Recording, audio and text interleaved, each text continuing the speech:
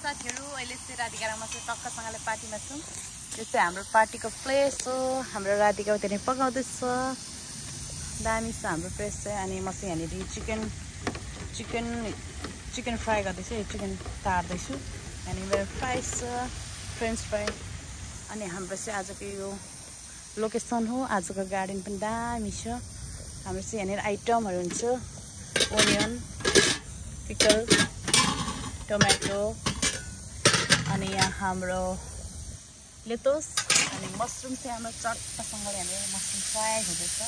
हाम्रो राधिका बहिनीले टक्कसँगले फ्राई गर्दैछ। हेलो गाइस, दिदीको च्यानलमा हजुरहरुलाई स्वागत छ। जतिलाई मैले भन्दै थिएँ दिदीको च्यानल। अनि आजको प्लेस दामी छ, ब्युटिफुल छ अनि शान्त छ। कस्टमरहरु कोही पनि आएन। अहिले चाहिँ हामी बल्ल स्टार्ट गर्दैछौँ हैन। अब एकछिन आउँछ नि उनीहरुको के खानु मन लाग्छ उनीहरुले आएर अर्डर गर्छ। त्यो अर्डर चाहिँ नि हामीले उनीहरुले भने जे अर्डर गर्छ त्यही हामीले चाहिँ पकाएर दिनुपर्ने हुन्छ यहाँनिर हैन।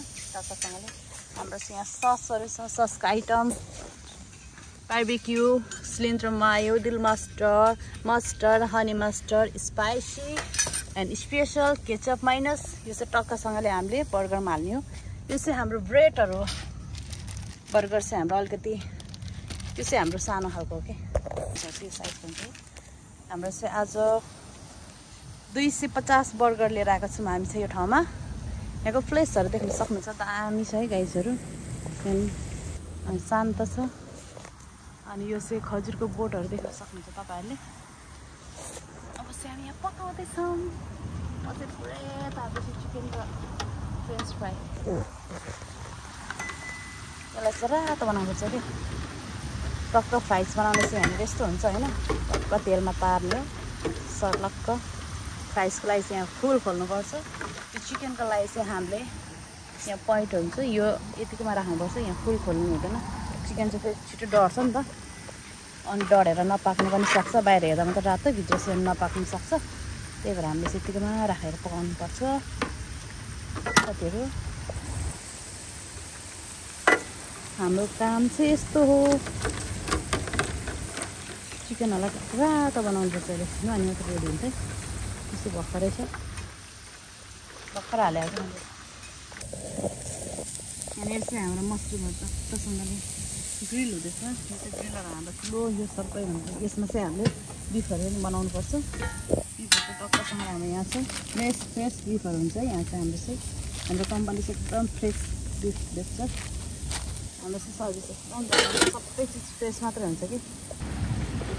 हाम्रो फ्राइज चाहिँ कसरी रेडी भएको थाहा पाउने भने यस्तो गर्दाखेरि ट्याट्ट भएको चाहिँ चाहिँ रेडी भएको हुन्छ। यसरी रेडी भयो है गाइस। अनि लरक्क पर्यो त्यो राम्ररी लरक्क पर्यो मजाले ट्याट्ट भएको चाहिँ हामीले चाहिँ त्यो रेडी भएको हुँदैन। सर्लक्क हुन्छ सङ्ग्रङ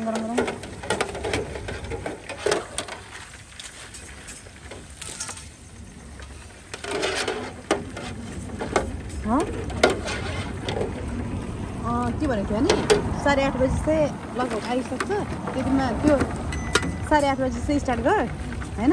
त्योभन्दा अगाडि क्विकली गर्नु पर्यो भने चाहिँ म फोन गर्छु भनेर नम्बर मागेँ। टाइम त भइसक्यो नि त। चिकन हाम्रो अझै भएको छैन। यो चिकनलाई मजाले पाक्नु मनलाग्छ। अझै ब्राउन हुनुपर्छ पुरै। फ्राई चाहिँ भइसक्यो। यसलाई चाहिँ मैले सल्ट एन्ड पाप्रिका हाल्दैछु। सल्ट एन्ड पाप्रिका भने चाहिँ खोर्सानीलाई भन्दा चाहिँ कि खोर्सानीको धुलो चौचाको मसला जस्तो रातो खोर्सानी। रेडी भयो। चिकन पनि रेडी हुनु यति मात्रै पकाएर राख्नु ल।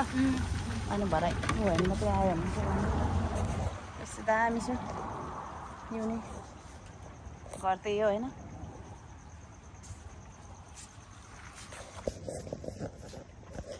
पार्टी भन्नुहुन्छ के पार्टी हो के पार्टी भन्नुभएको थियो होला तपाईहरुले हैन। हाम्रो चाहिँ यस्तै हो पार्टी भनेकै। कस्टमरको घर अगाडि जाने, गाडीमा बस्ने, कसैले घरभित्रै राख्छ, कसैले बाहिर, कसैले सी साइडतिर हैन। उहाँहरुको चोइस कहाँ बस्ने चोइस छ हैन। उहाँहरुलाई कहाँ मन पर्छ त्यही बस्छ। अनि हामीलाई जहाँ बोलाउँछ हामी त्यही जाने। यसरी टेबल सेटअप गर्ने। अनि त्यसपछि स्टार्ट हाल्ने। हाम्रो काम छ साथीहरु। हाम्रो चिकन चाहिँ रेडी भइसक्यो साथीहरु हैन। टक्क चिज हालेर मैले चाहिँ रेडी भइसक्यो। अब हाम्रो चिकन ओके साथीहरु, हामी पार्टी सकेर हिँडेको। अनि हामीलाई चाहिँ यहाँनिर कस्टमर फेरि मलाई फ्लावर दियो 2टा अनि त्यहाँदेखि म हिँडेको अब अफिसतिर फर्किँदैछु। अब चाहिँ हामी कस्तो दामी फुल छ आज पनि मलाई कस्टमरले ओरिजिनल फुल दियो हेर्नु साथीहरू। अहिले चाहिँ हामी फर्किँदैछौँ ल पार्टी सकेर।